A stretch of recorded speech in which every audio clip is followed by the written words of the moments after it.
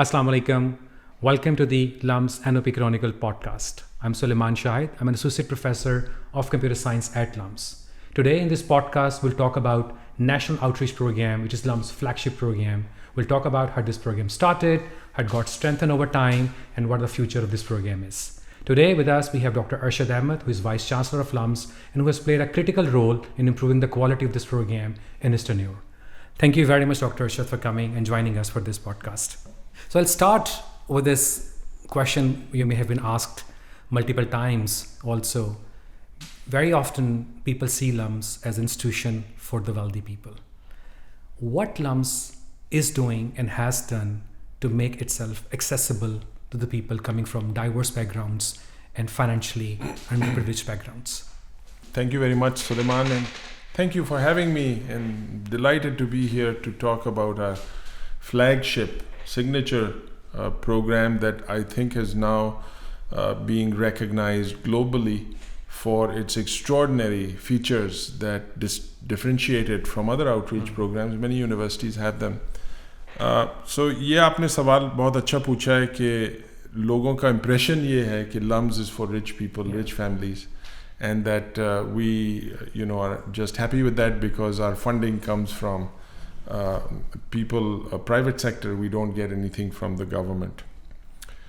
While there is some truth that there are some young adults who come from wealthy families, I think the best kept secret here, which needs to be out there, is that we not only have this extraordinary outreach program which reaches the far-flung areas of Pakistan seeking talent, no matter what your financial background disposition is, that it's not only this program, but there are other forms of scholarship and support that reach almost 40% of our students.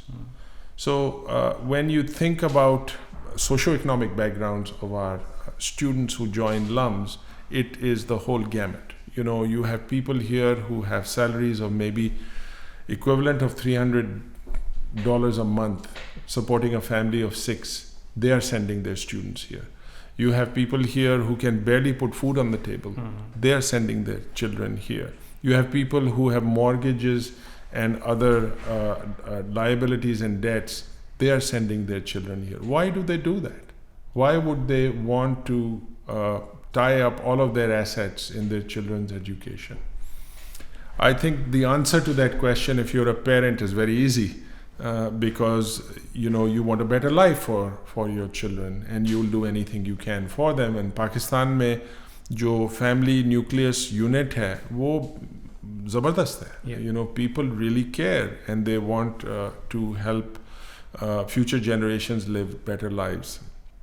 But having said that, the challenge becomes that a small university like ours, one might ask a question: can it make a difference in a sea of people? We have 450 million people.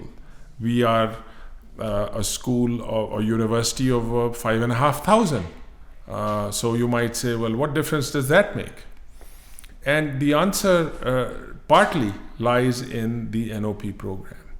Because when you find that you can build a curriculum, you can build a mahal, you can build an environment where people coming from the most disadvantaged areas of the country, where they grew up, there was no electricity, where they grew up, there was no water, or they had to walk 30 miles to go to school. When you see that these are the students who are now running big companies, or many of them going back to their villages and starting social enterprises, when you see that there is a true transformation in their own identities and their own development, and then they take the gift they had to come here back to their community, then we know we are doing something right. So do we punch way above our weight? I think so. Are we making a contribution not only in the lives of young Pakistanis, but also in a bigger imperative we have, which is to create knowledge, to disseminate it, and be very focused about how that knowledge and dissemination is going to improve the lives of Pakistanis. So that is very deeply connected. And I think LUMS is, as you said, doing a wonderful job in I have a personal story also here, that there are many reasons I joined LUMS. That one of the reasons I actually joined LUMS was also because I knew about NOP program, and I knew that when I'm standing in my class, this diversity and inclusion would be reflected in my class also. Yes. So I'll be Yes. contributing back in this way. So I think this is a equally important thing also for faculty, that we also are aligned and are passionate about this. And also, we have done a great job, and our advancement office has done a great job in developing this LUMS ki kahaniyan. Ji. And whenever we play that, we see tears in the eyes, and people relate to it because they feel emotional value, an emotional association with these things. So maybe, Sure. if there are few names or if there are few, achievements you think some NOP scholars have achieved over the Oh time. gosh, if we go that road, I think we can spend the next hour talking about Some of your favorite ones. exemplary. Sure, I can talk about, say, Waqas Haider, who Yeah. was our valedictorian, the first valedictorian at LUMS 2019, who really hit it out of the park. I mean, he's from Basti Doop Sari, which is not far away, near Multan, I think. And he's from a very humble background, and he came here not sure about what the journey will look like, but if we fast forward and see what he accomplished, he was a good student, very good student. But more than academics, he participated in a lot of societies. I believe he was a first responder. He also worked in the exchange programs. He was interested in student societies, student council, doing everything other than what one might expect from a student coming from a town and area where most of the time you are challenged with this new life at LUMS. Absolutely. But what he did some things that, as you say, create a very emotive response when you see that his measure of success is to go back to his community and do something, give something back. So he started something called Chirag, which is a social enterprise. He's empowering women, he's giving some skills, he's raising funds for young children to go to school, and wonderful stories that come from that, and being recognized for his good work in partnership with other people who are helping him out. So Waqar is one. I mean, I can talk about Adila, I can talk about, there's no shortage of young women and men who have really gone not just back to their villages. Adila, for example, is in London, and she's working for a very important accounting firm, and her story is just as remarkable. Her parents, who would have never dreamed of letting a young girl go to a big city and be in a mixed co-ed environment, are the proudest parents of them all, and they are telling all the parents in their community कि देखो अदीला को क्या हुआ है, उसकी कहानी देखो. तो ये कहानियाँ बहुत सारी हैं, और ये कहानियों में जो एक कॉमन डिनोमिनेटर ये है कि इनका दिल जो है बहुत बड़ा है, in the sense that they're very generous, they recognize gifts they receive, they want to give back, and that has a multiplier that is infinite. So I think you'll find no shortage in success, whether it is in the corporate world, academic world. We have an NOP student who actually has come back and become a professor and has done extremely well. Now he's been recruited away from us in some of the best universities in the world. Just as we have toppers in the CSS exam. Now, everybody and their uncle wants their family members to succeed in this very prestigious exam where, tens and thousands of people are writing this exam. The passing rate is 2%. And this is not only one exam, it's a series of exams. And then the training is years of training. And then you write more exams before you get your posting as associate commissioner or whatever the case may be. I know Hataf Ayoub's story, who is the student council president, who is just at my house yesterday, and we were wishing each other well about his journey. Just as I know that the 3 toppers last year for CSS all came from LUMS, and the number 1 was a young man who is an NOP student. So how much more proud can you be than to see accomplishments like these under your own roof, and then the kind of collaborations that they engineer, and then having this multiplier to have so much impact on their communities and to the country. And I think you have highlighted some, and I can also, just from my class, can give so many examples. Students, a student doing a PhD in Brown, and wanted to give back, and then so many other stories, people making companies. So there's a big impact, of course, which has socially transformed Pakistan. I think for this wonderful work, we also received a CASE award for, and you were there, and I think it was a very proud moment for LUMS. It was so huge. Tell us about that. So we went all the way to Melbourne, Australia. And why did we go there? Why does a small university like LUMS, only 35 years old, going to South Pacific region where there were 100 universities, some very well established, some from North America, Europe, and the Asia Pacific? The reason we went there is that out of the 14 global awards that were given, 4 went to LUMS. One of them was the amazing NOP program.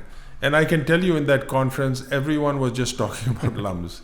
कि आपने ये कैसे कर लिया है? आप तो छोटे कोने में कहीं हैं जो हमने आपका नाम तक नहीं सुना है कभी भी, अब आप हमारे साथ हमें सिखा रहे हैं. तो हमने कहा कि देखिए, हम तो सीखने आए हैं, लेकिन I can tell you, this was a moment where our students were showcased, our staff were showcased, where the people who do the real frontline work were recognized. The advancement you mentioned is one of the very, I would say, innovative systems that we have integrated in our structures here, where marketing, alumni relations, communication, and fundraising are all under one roof. And the Australians looked at that and they said, oh, we are a Russell Group, or we are a top 7 group university, and we don't have anything like this. And what can you teach us about this kind of structure? So I think, in a world which is getting smaller because of platform learning and because of artificial intelligence and so on, where a lot of the technology is helping us to do things we really want to do, higher cognitive things, higher thinking level things that humans are better at doing. In this world, we have to keep in mind that we only learn from those other institutions if we open our doors and if we participate. Absolutely. So Pakistan has to keep thinking about breaking borders, breaking boundaries, and interacting with all kinds of institutions, especially through technology. Yeah. And you talked about this technology and platform learning, and I think this nicely connects with our also LUMSX, but also many other technology enhanced learning initiative at LUMS. How do you think we can expand the outreach of our NOP program through this platform learning, TEL, and other initiatives at LUMS? Well, one of the reasons we know NOP is a wildly successful idea, why is it different from other outreach programs? I think that question I'd like to address before answering this one about leveraging it further. I think what we do better than any university in the world, and we were recognized with the Platinum Award from CASE for this, is that we not only go out there and hunt for talent and give opportunities to others without asking कि आपके कितने पैसे हैं या क्या है, just based on merit, right? But we know that people who are living in conditions that are, difficult and challenging, we need to level the playing field a bit. So one of the things we do is we bring a subset of those students who are applying, who meet some criteria, bring them here for a few weeks at our expense. And we say, this is what university life looks like. This is what residential experience looks like. This is the kind of acculturation that you will experience if you come here. And by the way, the entrance exam, whether it is SAT or whether it is a school-based exam, we're going to support you for that. We will waive off the fees. We will give you some mock tests so that you prepare and are ready just like anyone coming from grammar school or American school or some international school. Absolutely. And so that's a big difference.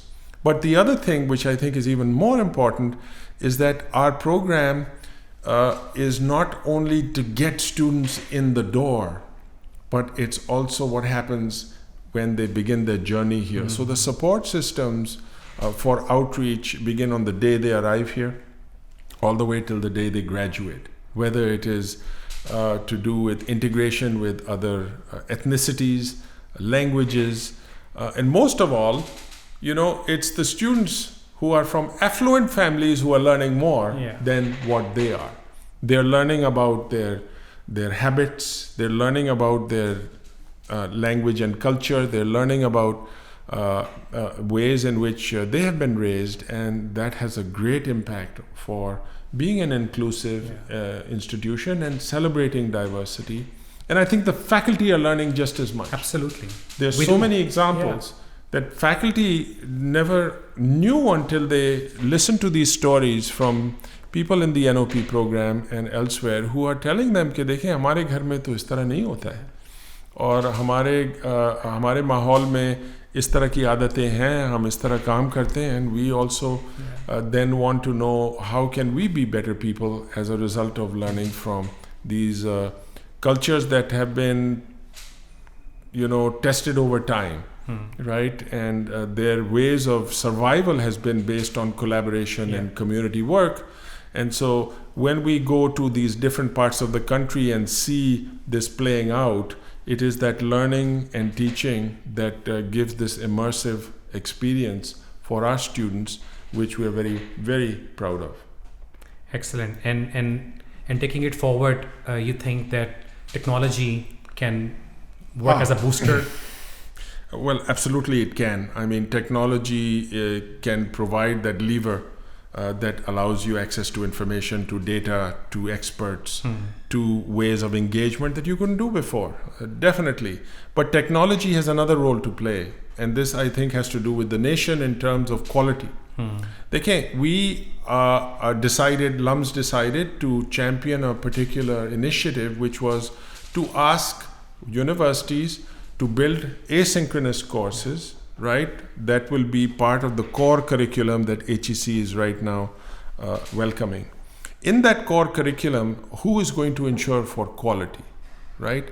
So that quotient of quality, if we collectively set very high standards and include checks and balances from outside, then this platform where universities contribute quality courses, all students in Pakistan can access them.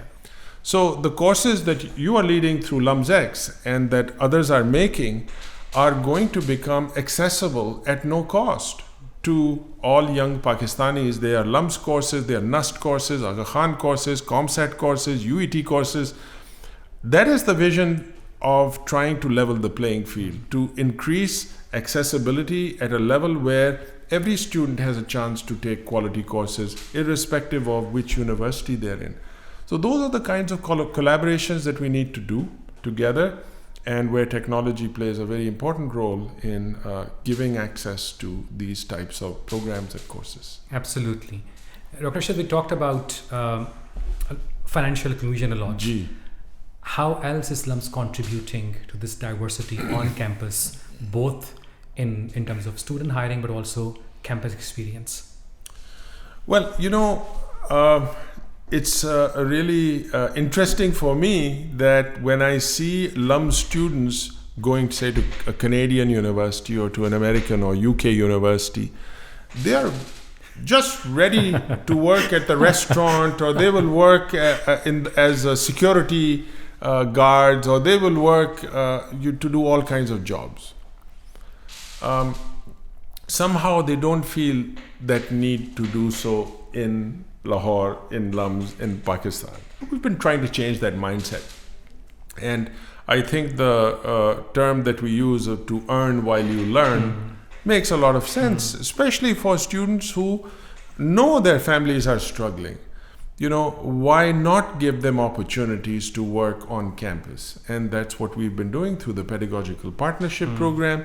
And every single department has been asked to invite students for them to work a few hours a week, sometimes a few days a week, depending on how interested they are, and put the shoes of the people that do line work. If you're interested in cinematography or in media, well, we've got a lot of places where you can have that experience. If you're interested in working in the back office in finance or HR or what have you, we have spots for that too. So it's the student who must take the initiative and say, I want this. I want to earn while I learn. By the way, all students do that around the world. This is not new. But we have to change our own attitudes and give students a chance to be in that real world. And, working at LUMS is very real. Life here is very real. All those things you see outside also happen in here. Yeah. And so young people then become more confident about the realities outside. It's not the bubble that people make it out to be. So I think that what we are doing is breaking these boundaries and borders and mindsets that traditionally have kept, particularly females, outside the periphery, outside the mainstream. And there are many initiatives here that break those in a very meaningful way. Yeah. Right? So if I may offer one or two examples for how gender inclusion has been very important, especially with NOP and students on financial support, it has been basically one way we have promoted this is to say any woman, any female who wants to take a graduate program in the business school will be paying half the cost. Why did we choose the business school? Because it's predominantly men in that school. And what we saw within 2.5 years is that the ratio of students who perhaps constituted 10-15% of the class has now gone up to 35-40%. Wow. And when you have that many females in the class in a business school environment, the dynamics change. The cases you choose change. The discourse in the classroom changes. So these are the kinds of things that we socialize. And then, we have a female president who is of the student council, both for graduate students and undergraduate students. These are important positions where they are making real decisions that affect student lives. We have inclusion in decision making within our academic programs and so on. So you will find so many examples where we are doing experiments, constantly trying to evolve and give opportunities so that we can step back and students take the front seat. Amazing points. And I think there was also a case award for this initiative also. Yes. And it was also recognized under diversity and inclusion, but also doing a very good job in promoting female access to education in Pakistani context. So I think as LUMS, in Pakistan, we've been doing a very good job in our flagship program, but it's also to see how the future of this program looks like. Yeah. So what do you envision for this program, how it should be taken forward? What are some of your ideas for making it even better in a country like Pakistan, a very difficult context we're in?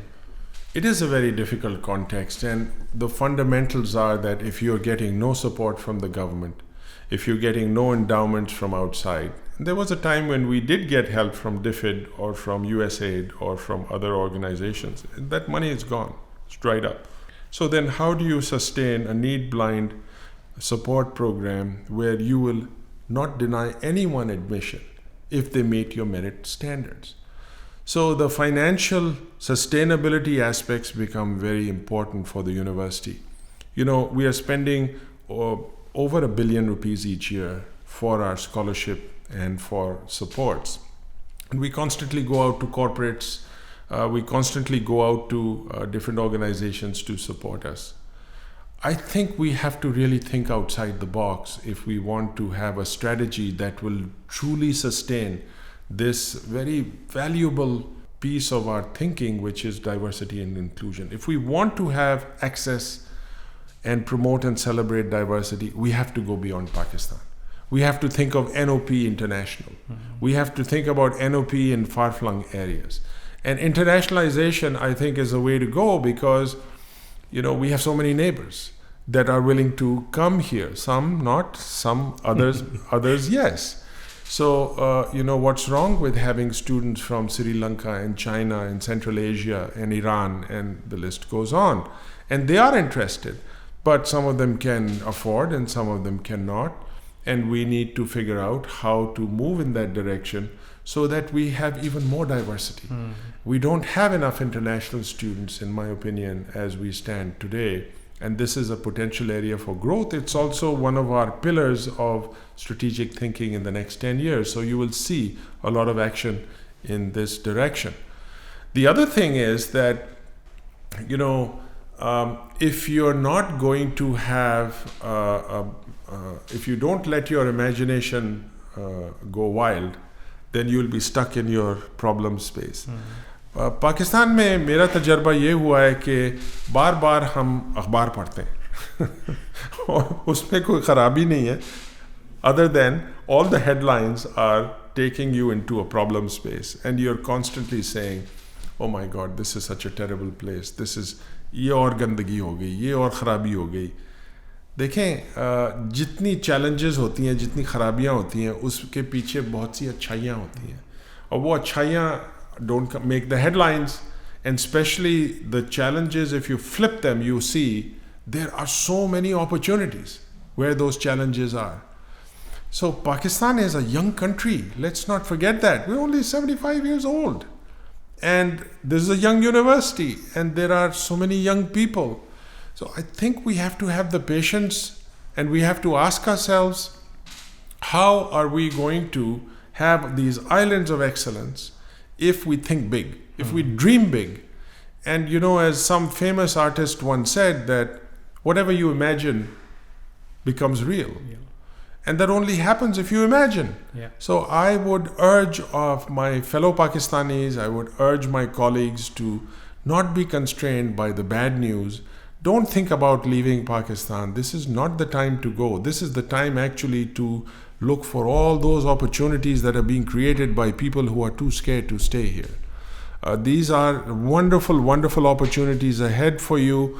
Hausla rakhein, believe in your youth, and there's no reason why we can't excel at the global level, as we have begun to in Absolutely. Many areas. The big issues that we are coming up with, issues like climate change, like, for example, for energy, for zero carbon footprints, they are happening right here. Yeah. For infectious diseases, for data that we can collaborate with more advanced institutions so that we truly form this consortium where we have a range of activities for all players, young players, mature players, experts, students. This is the way we can dream big to make things happen that can truly change the lives of our fellow Pakistanis. So I'm very confident, I'm very hopeful, and I'm in a hurry to get things done. I think I'll close that with the last question on this hope, because I think I truly believe that NOP's Chronicles and podcast is also about hope. Yes. So what is your message to this young girl or boy sitting in a remote area, maybe listening to you, that what should they think about, and especially their parents, when they think about LUMS?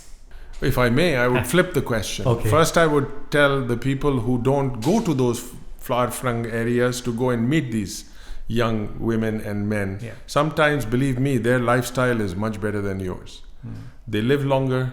They don't have any issues of crime. The literacy rates with females is over 90%. We don't have that in our cities, in our big cities, in our rich cities. We have these in our far-flung areas. We have them in Gilgit-Baltistan. We have them in Hunza.